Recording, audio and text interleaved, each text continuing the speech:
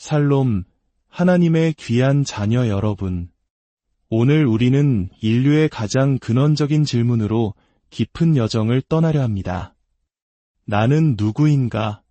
나의 가치는 어디에서 오는가?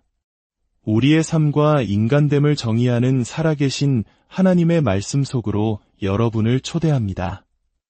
이 심오한 이야기가 여러분의 마음에 와 닿는다면 이 은혜를 소중한 이들과 나누거나 저희 채널을 구독해주시는 작은 행동이 더 큰 축복의 통로가 될 수 있습니다. 이 말씀을 듣는 모든 순간 주님의 평강이 여러분과 함께 하시기를 기도합니다. 성경의 첫 장, 창세기는 그 절정에서 하나님의 형상대로 남자와 여자를 창조하시는 장엄한 장면을 보여줍니다. 이 한 구절, 우리가 우리의 형상을 따라 우리의 모양대로 사람을 만들자는 선언은 인간을 다른 모든 피조물과 구별되는 절대적으로 특별한 존재로 만듭니다. 수세기 동안 특히 서구 사회에서 이 성경적 가르침은 도덕적 가치의 기초가 되어 왔습니다. 인간이 하나님의 형상을 지녔다는 사실은 우리 각자에게 그 무엇과도 바꿀 수 없는 고유한 존엄성을 부여하기 때문입니다.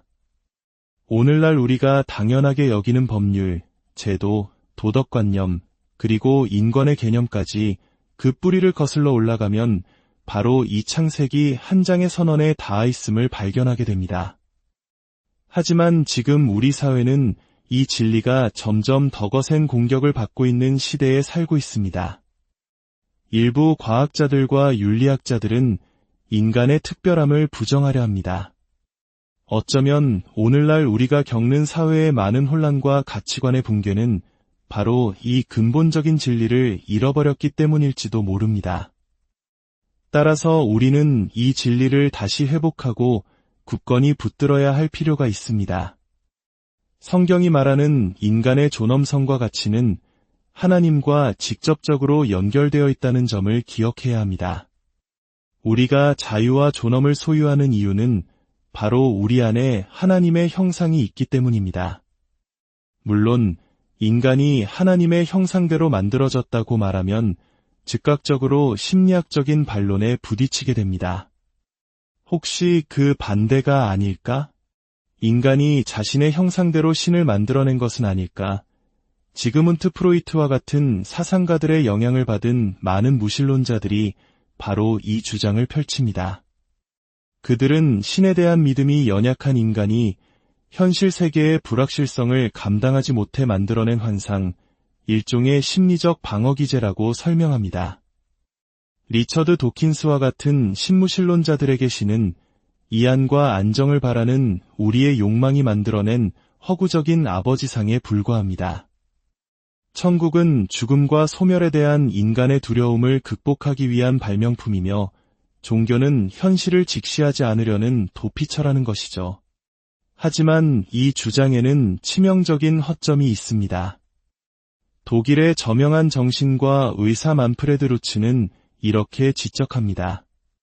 프로이트의 설명은 신이 존재하지 않는다는 것을 전제할 때만 그럴듯하게 들린다. 하지만 만약 신이 정말로 존재한다면 어떻게 될까? 그는 말을 이어갑니다. 신이 존재한다면 프로이트의 논리는 정확히 반대로 적용된다. 이제는 무신론이야말로 신을 마주하고 언젠가 자신의 삶에 대해 설명해야 한다는 현실을 피하려는 위안을 주는 망상이자 심리적 도피가 된다. 공산주의의 폭압을 직접 경험했던 폴란드의 노벨 문학상 수상자 체스와프 미워시는 이렇게 말했습니다. 사람들을 위한 진정한 아편은 죽음 이후에는 아무것도 없다는 믿음이다. 우리의 배신, 탐욕, 비겁함, 심지어 살인에 대해서도 심판받지 않을 것이라는 생각이야말로 엄청난 위안을 주기 때문이다. 결국 프로이트의 심리학적 분석은 우리를 아무데도 데려가지 못합니다. 핵심 질문은 여전히 남아있기 때문입니다. 하나님은 존재하는가, 아닌가? 이제 그 논쟁을 잠시 접어두고 성경이 인간의 본질에 대해 무엇을 말하는지 창세기 2장과 3장의 이야기 속으로 더 깊이 들어가 보겠습니다. 많은 사람들이 서둘러 결론을 내리기 전에 성경이 실제로 무엇을 말하는지 먼저 귀 기울여 들어보는 것이 중요합니다. 창세기 2장은 흔히 한 장과 모순되는 두 번째 창조 이야기라고 오해받곤 합니다. 하지만 저는 그렇게 보지 않습니다. 오히려 2장은 한 장의 내용을 더 상세하게 풀어주는 마치 영화의 클로즈업 장면과도 같습니다. 우주나 바다의 창조를 반복하는 대신 하나님의 형상대로 창조된 남자와 여자의 이야기에 집중하며 그들이 자신의 환경과 어떤 관계를 맺는지를 보여줍니다. 창세기 한 장이 하나님께서 남자와 여자를 창조하셨다고 선언했다면 2장은 그 과정이 얼마나 섬세하고 깊은 의미를 담고 있는지를 보여줍니다. 하나님의 형상, 즉 이마고 데이라는 개념을 구체적으로 설명해주는 것이죠. 첫째, 성경은 인간이 땅의 흙으로 만들어졌다고 말합니다. 이것은 우리에게 물질적인 기반이 있음을 인정하는 것입니다. 인체의 약 99%는 산소, 탄소, 수소, 질소, 칼슘, 인 등 6가지 원소로 이루어져 있습니다. 그렇다면 인간은 단순히 이런 화학 원소들의 집합체에 불과할까요? 이것이 바로 환원주의적 유물론의 시각입니다. 고대 그리스의 데모크리토스부터 현대의 많은 사상가에 이르기까지 그들은 인간을 포함한 우주 전체가 원자 혹은 물질에 불과하다고 주장합니다. 영혼조차 더 미세한 원자로 이루어져 있으며 죽으면 그저 흩어져 사라질 뿐이라고 말이죠. 하지만 성경적 유신론은 물질이 유일한 실제가 아니며 심지어 근원적인 실제도 아니라고 선언합니다. 옥스퍼드의 철학자 키스워드는 모든 물질보다 앞서 존재하며 시간에 속하지 않고 그 어떤 것에도 의해 창조되지 않은 스스로 존재하는 단 하나의 실제가 있다고 말했습니다. 그 실제가 바로 하나님입니다. 신약 성경은 궁극적 실제이신 창조주 하나님이 물질이 아닌 영이시라고 증언합니다. 따라서 하나님의 형상대로 지음받은 인간이 단지 물질적인 차원만 가지고 있다고 생각하는 것은 놀라운 일이 아닙니다. 창세기 2장은 이 점을 분명히 합니다. 여호와 하나님이 땅의 흙으로 사람을 지으시고 생기를 그 코에 불어넣으시니 사람이 생명이 되니라. 흙이라는 물질적 차원을 넘어서 하나님으로부터 온 생기, 즉 생명의 호흡이 더해져 인간은 생명, 살아있는 영혼, 인격적인 존재가 되었습니다. 이것이 바로 다른 모든 피조물과 인간을 구별하는 초월적인 차원입니다. 오직 인간만이 하나님과 인격적인 관계를 맺을 수 있도록 창조된 것입니다. 신약 성경은 인간이 몸과 혼과 영으로 구성되어 있다고 말합니다. 예수님께서 십자가에서 운명하실 때 아버지, 내 영혼을 아버지 손에 부탁하나이다 라고 말씀하셨습니다. 여기서 그분이 말씀하신 영혼은 그분의 육신이 아니었습니다. 오늘날 세속사회는 물론 일부 기독교계에서조차 의식은 뇌의 작용에 불과하다는 유물론적 견해가 팽배하지만 저는 동의할 수 없습니다. 하나님 자신이 영이시며 물질이 아니시기 때문입니다. 우리의 기원이 하나님의 형상인지 아니면 아무런 의미 없이 물질의 우연한 조합으로 던져진 존재인지에 대한 질문은 우리의 정체성을 결정하는 매우 중요한 문제입니다. 그렇기에 오늘날 세속사회와 과학의 이름으로 인간과 동물의 차이, 그리고 인간과 기계의 차이를 최소화하려는 맹렬한 노력이 이루어지고 있는 것입니다. 이는 결국 창조 세계에서 하나님의 마지막 흔적까지 지워버리려는 시도입니다. 하지만 우리 기독교인들에게는 또 다른 중요한 관점이 있습니다. 기독교 신앙의 핵심은 말씀이 육신이 되어 우리 가운데 거하심에라는 선언에 있습니다. 하나님께서 친히 인간의 몸을 입고 이 땅에 오셨다는 것, 바로 성육신 사건입니다. 이것은 역사상 가장 중심이 되는 초자연적인 사건이며 헤아릴 수 없는 의미를 지닌 하나님의 직접적인 행동입니다. 저는 성육신이라는 명백한 초자연적 사건에 비추어 볼 때 인류의 시작 역시 하나님의 직접적이고 초자연적인 개입으로 시작되었다고 믿는데 아무런 어려움을 느끼지 못합니다. 흙으로 지으셨다는 표현 자체가 목적 없이 느리게 진행된 자연주의적 과정이 아닌 하나님의 직접적인 개입을 강력하게 시사합니다. 과학은 성육신이나 부활, 승천과 같은 사건에 대해 설명할 수 없듯 인류의 기원에 대한 하나님의 직접적인 개입을 배제할 수도 없습니다. 성육신 사건은 우리에게 과학이 말해주지 못하는 진리를 알려줍니다. 바로 인간이 너무나도 독특하고 존귀한 존재여서 하나님 자신이 친히 그중 하나가 되실 수 있었다는 사실입니다. 만약 인간의 특별함에 대한 증거를 찾는다면 이것이야말로 최고의 증거가 아닐까요? 둘째, 창세기는 인간이 미적인 감각을 지닌 존재라고 말합니다. 에덴 동산의 나무들은 먹기에도 좋았을 뿐 아니라 보기에 아름다웠다고 기록되어 있습니다. 물론 동물들도 색깔이나 아름다움에 제한적으로 반응할 수 있습니다. 하지만 렘브란트의 그림을 보고 감동하는 인간의 미적 감각과는 비교할 수 없습니다. 하나님께서는 눈송이의 결정부터 밤하늘의 별에 이르기까지 이 우주를 아름다움으로 가득 채우셨습니다. 그리고 우리에게 그 아름다움을 인식하고 향유할 수 있는 능력을 주셨습니다. 이것이 삶의 중요한 부분입니까? 물론입니다. 극단적인 물질주의자들은 그림을 캔버스에 흩뿌려진 물감 분자에 불과하다고 말할 것입니다. 노벨상 수상자인 프랜시스 크릭은 심지어 인간 자신에게도 이 논리를 적용하여 당신의 기쁨과 슬픔, 기억과 야망, 당신의 정체성과 자유의지는 사실 거대한 신경세포 집합체의 활동에 지나지 않는다. 당신은 분자들의 묶음일 뿐이다. 라고 말했습니다. 만약 그의 말이 사실이라면 사랑, 아름다움, 도덕, 진리와 같은 개념들은 모두 무의미해집니다. 물론 모든 사람이 그렇게 극단적이지는 않습니다.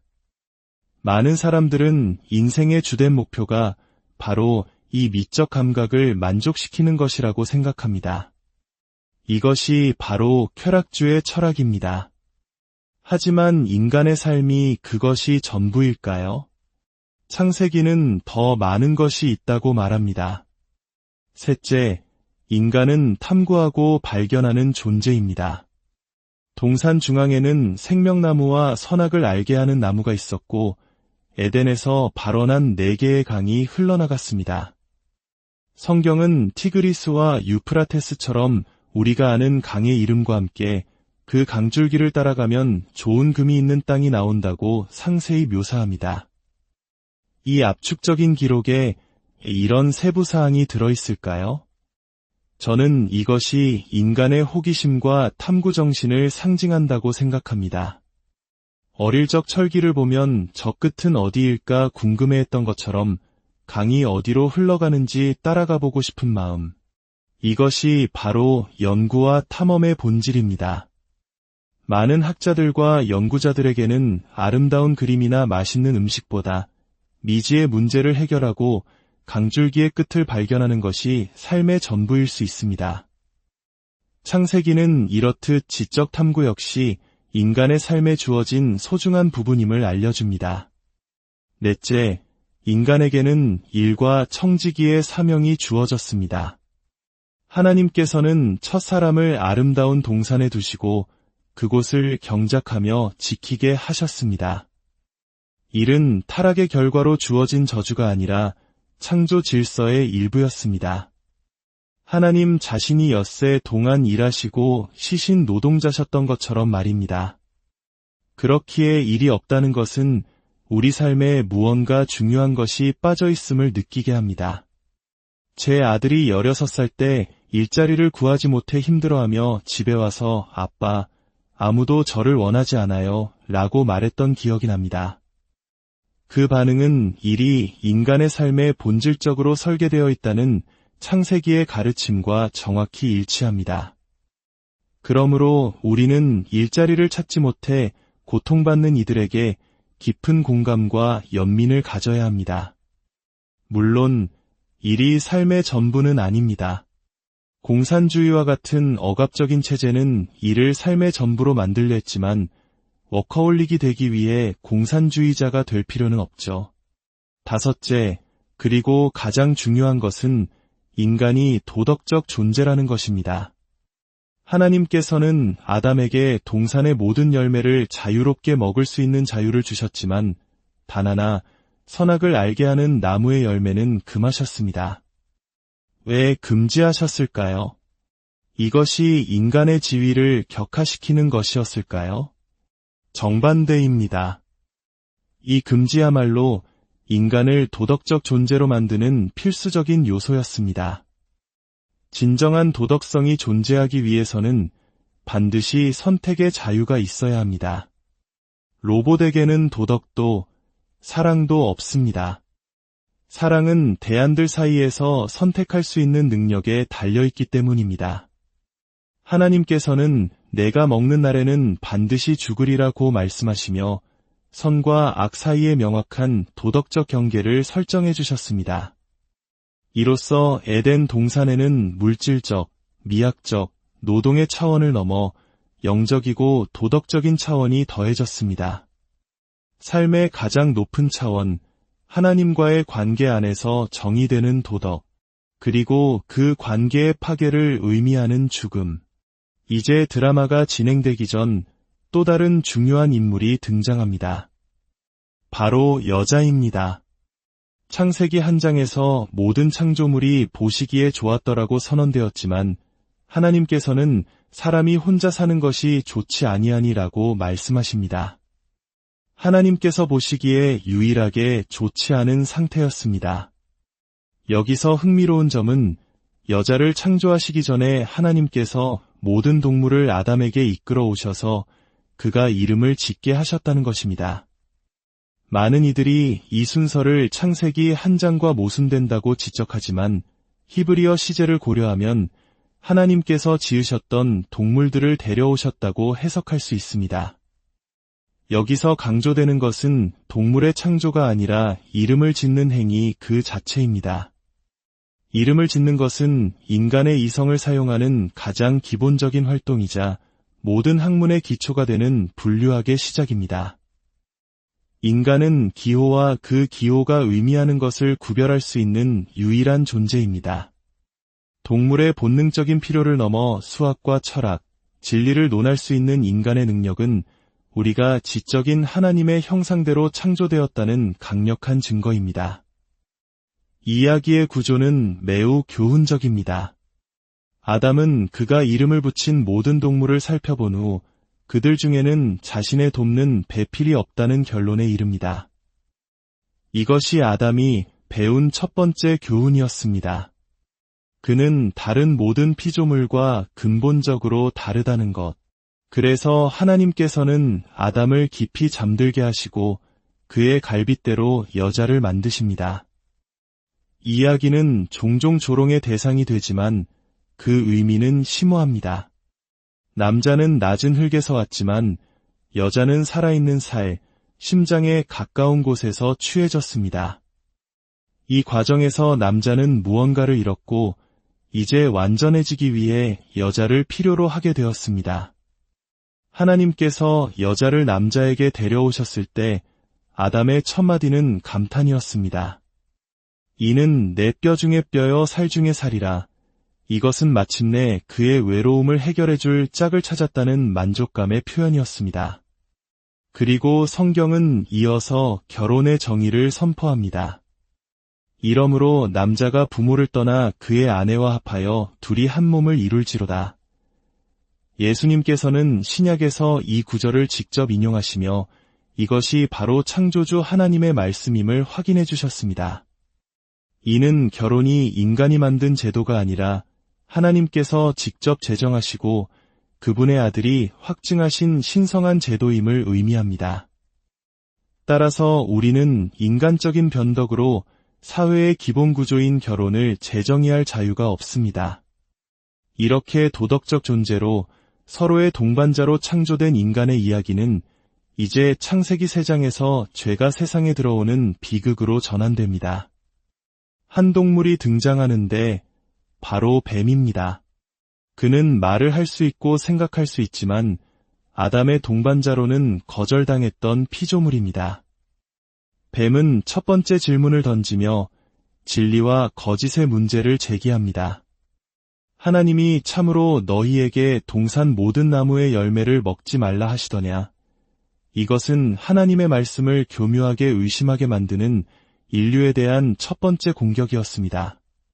하와는 대답합니다. 동산나무의 열매를 우리가 먹을 수 있으나 너희는 먹지도 말고 만지지도 말라 너희가 죽을까 하노라. 그녀는 하나님의 관대함은 자신들의 것으로 돌리고 하나님의 금지 명령은 과장하고 예곡했습니다.